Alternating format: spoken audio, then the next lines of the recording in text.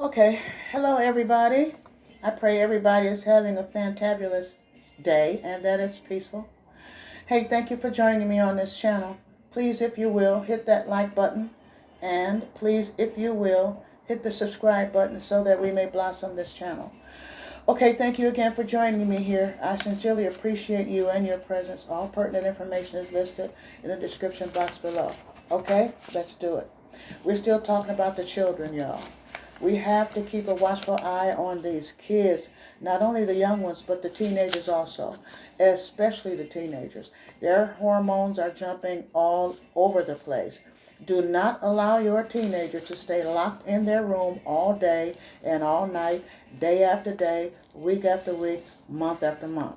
They come downstairs, get their dinner plate, and take it back to their room and eat. No, no, no, no, no. All eating and drinking is done either in the kitchen at the table or in the dining room at the table. Dinner should be around the same time every day or as close to the same time as you can get it. Now, I know things happen and that's not, some days it's just not possible to do that. But likewise, bedtime and bath time should also be the same every night. Ladies, a watch, wristwatch, is not an unpopular piece of jewelry. If you spend most of your time in the kitchen, place a battery operated clock somewhere in the kitchen on the wall. It should be a clock with numbers. Teach your children how to tell time manually. Do not always depend on your cell phone or the digital clock on the stove, TV, or microwave oven screen.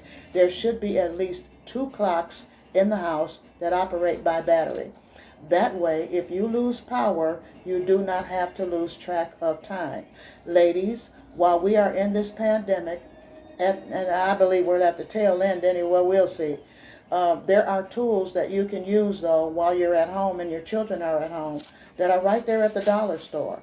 Pick up some Old Maid cards and some I Declare War cards, just for fun. When the kids are sitting around bored and don't have anything to do, also pick up some math flashcards to keep, their numbers and keep them enhanced. Pick up some word flashcards to enhance their vocabulary, but make sure you keep a dictionary around when you do that. Okay, so that they stay in learning mode and you keep their minds stimulated. It's important because I believe they are going to go back to school. And right now they're not really learning. They're playing a lot of games and just kind of interacting with each other and their teachers. Now, when you do that and you get those flashcards and you sit them down to interact and play with each other.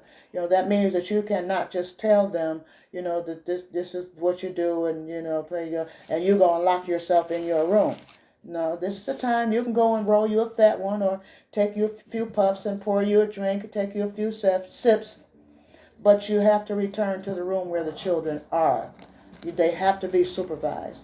They can know that you smoke without you blowing it in their faces or smoking when they are in the same room. By the way, watch your stash and your children. They will indulge in whatever you indulge in. It's right there, readily available to them. Try to establish a fun day with your kids. Their fun day is your night out. Take them somewhere to eat, then to some kiddie joint or somewhere to get that energy off. Go home, do your normal routine, get a babysitter to be there while they sleep. They should be in bed when the babysitter gets there, if not sleep, but at least in their rooms. The babysitter should be a young but responsible teen or adult that you feel comfortable leaving your children with and that you have an understanding and open arrangement with her parents. Do not, try not to leave a young man to watch your children, even if it's a family member. Okay? All right, I'm getting ready to go there. Fasten your seatbelt. Could get a little tight. Ride might get a little rough. Okay? Now, ladies, single mothers, when you're getting involved with other men other than your children's father, now I know this can happen. It happens. There are no guarantees. You have small children. They don't have to know who you see. They don't have to see everybody that you see. It's okay if you meet somebody outside the house until you feel that the relationship is going somewhere and you want them to meet your children. When you do have them come into your home and meet your children, watch how they respond to your children. Now, you don't want to leave your children with men other than their grandfathers or their fathers. You got to use your own discretion in doing that. You might have younger brothers or, cousins or somebody that you really, really trust. That's up to you. I can't make a judgment call on that. You have to do that. You have to use your own discretion when doing so. But watch how men respond to your children. Those that you do introduce your children to.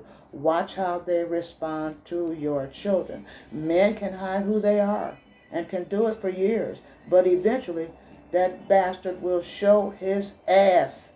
Eventually. So pay attention. Ladies, your children dictate almost all your activities while they're young. Like 5 and under, keep them close to you. They're too young.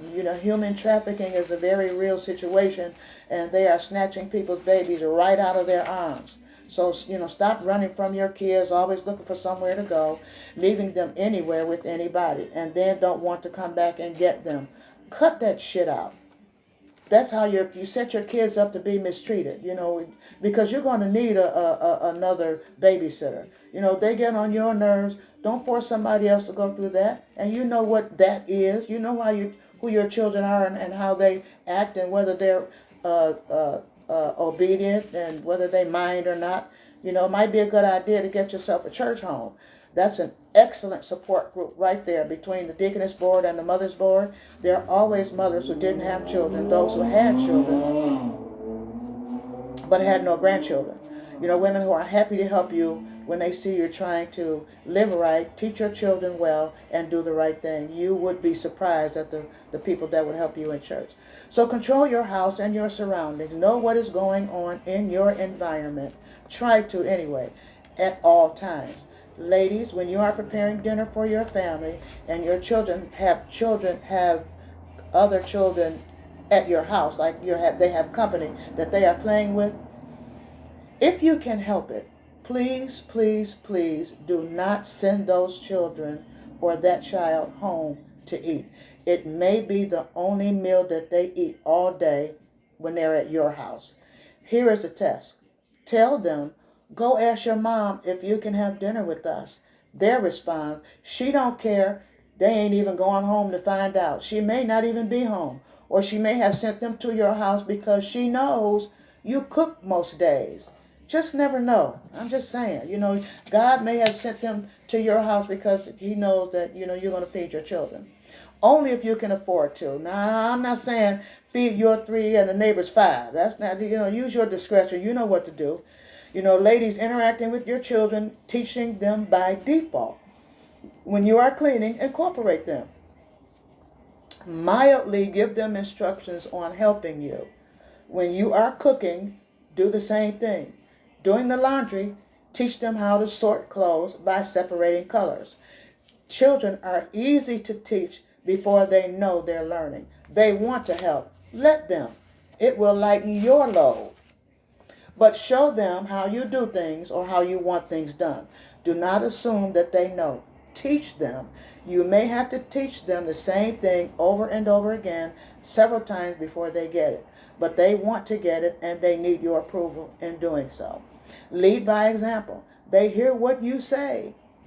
But even more so than that, they watch and see what you do. Ladies, make it a rule to use the bathroom before you leave home. Make the children do the same. Before you leave the building, home, grandma's house, the building, wherever you are. That keeps you and them out of public restrooms and off public toilets, picking up germs and bacteria and stuff like that nobody needs to deal with. Teach your children to wash their hands after they use the bathroom at home, and teach them to flush the toilet when they are done. And it'll be a habit so that when they get to somebody else's house or they are forced to use the bathroom in public, then they'll know what to do. It'll be already automatic. Ladies, and I know sometimes we cannot help it, especially at work, when you use the toilet, if you are more comfortable squatting over the commode, that's fine. But please, please, please, please wipe off the toilet. You see that you have pissed all over that toilet seat when you flush. Nobody wants to clean up your waste. Nobody even wants to see your waste. That's your piss. You clean it up. Just take some tissue and gently wipe the seat clean. Even if you get some on your hands, you're going to wash your hands anyway. That's nasty. It's your piss.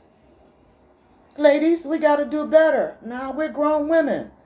Well, all is well.